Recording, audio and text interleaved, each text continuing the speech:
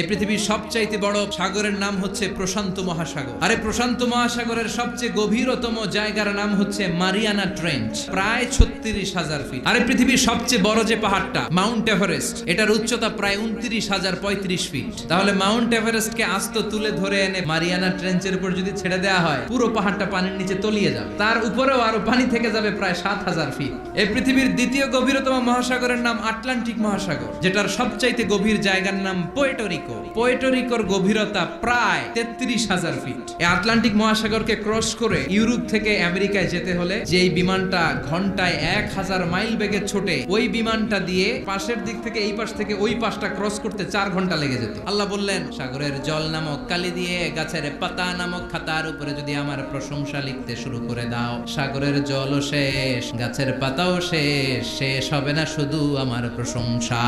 সুবহানাল্লাহ।